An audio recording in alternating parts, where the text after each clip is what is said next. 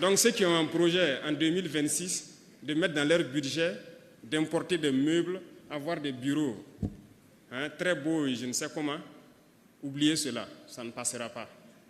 Pensez-vous qu'ils sont plus intelligents que nous? La réalité est là. Comment nos ancêtres faisaient-ils pour reconnaître un sol ferralitique d'un autre sol?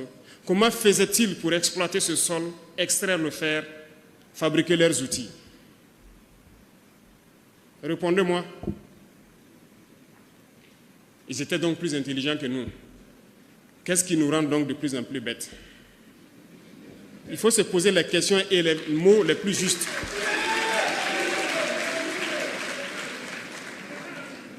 Puisqu'ils le faisaient, comment les ancêtres faisaient pour extraire l'or, connaître les sols où il y a l'or, extraire et étaient bien riches? L'homme le plus riche était en Afrique de l'Ouest ici, je pense bien du Mali. Comment faisait-il pour qu'aujourd'hui, à partir de quelques décennies en arrière, tous nos jugements d'or sont donnés aux autres pour qu'ils viennent exploiter et faire ce qu'ils veulent? Nos ancêtres étaient plus intelligents que nous et nous sommes plus bêtes qu'eux.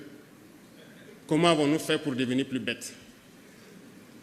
Je ne vais pas manager le mot, c'est ça le terme.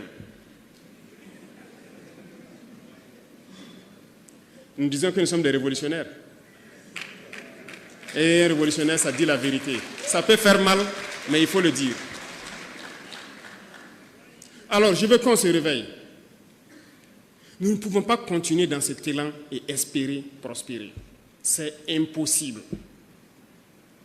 Chaque période, chaque mois ou souvent le trimestre, j'aime dire au ministre du Commerce de m'envoyer le point de situation de nos importations. Je regarde les volumes et les montants que nous envoyons à l'extérieur pour exporter des produits. Souvent, j'ai mal. Souvent, asseyez-vous et faites un simple calcul. Vous voulez une souveraineté économique? Faites un simple calcul, l'habillement. Si nous prenons 20 millions de Burkinabés qui dépensent 10 000 francs CFA par mois et par an pour s'habiller, c'est-à-dire et que nous importons cela, ça fait 200 milliards de francs. Mais la moyenne d'entre vous dépense 10 000 francs par an pour s'habiller, rien qu'en payant des chaussures ou quelque chose qui est importé. Sommes-nous vraiment devenus si bêtes qu'on ne peut pas s'asseoir, réfléchir et voir tout ce que nous amenons à l'extérieur et qu'on ne peut pas créer ici? Moi, je ne crois pas. Rien que l'habillement. Il y a beaucoup d'autres secteurs. Les chiffres sont là, vous pourrez peut-être voir dans certaines statistiques ce que nous importons et qu'est-ce qu'on peut même fabriquer chez nous ici. La dernière fois, j'ai demandé à ceux de l'initiative présidentielle pour l'éducation de qualité, je ne sais pas s'ils sont là, de m'envoyer le point de situation de l'équipement des amphithéâtres et salles qu'on est en train de construire. Qu'est-ce qu'ils comptent faire? Comment ils comptent les équiper? Ils m'ont envoyé, j'ai pris le temps de lire le week-end, et j'ai vu donc combien de milliards de marchés devaient être passés pour les équipements. Vous voyez, dans vos amphithéâtres, les étudiants sont là. Dans les amphithéâtres, vos tables bancs et tout, dans les bureaux et tout ce qui s'ensuit. C'est beaucoup d'amphithéâtres en construction, donc c'est beaucoup d'équipements. Et j'ai vu donc les normes qu'ils ont mis et tout ça. Tous ces meubles donc devraient être commandés de l'extérieur. Alors je les ai dit, voilà ce qui va se passer. Soit nous fabriquons ça nous-mêmes à partir de nos menuisiers, nos soudeurs ici, ou bien vous rentrez en brousse, vous trouvez tous les bois morts, vous coupez des tabourets et vous venez mettre dans les universités. Lorsque les étudiants vont s'asseoir sur ces tabourets, si ça les fait mal, c'est sûr que parmi eux, certains vont avoir donc l'intelligence de créer les bancs que nous faisons. Ou bien, on trouve dès maintenant des menuisiers et des soudeurs de chez nous qui vont fabriquer ce type de bancs pliables que nous souhaitons. Mais je pense que c'est en cours, hein. N'est-ce pas, l'IDIRCAP?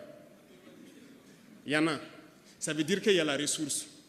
Mais pourquoi ces milliards devraient sortir pendant que des gens peuvent travailler à l'intérieur pour le faire? Vous êtes capable de faire des choses. Et d'ailleurs, que ce soit ministre ou directeur, président d'institution, il y a plus de...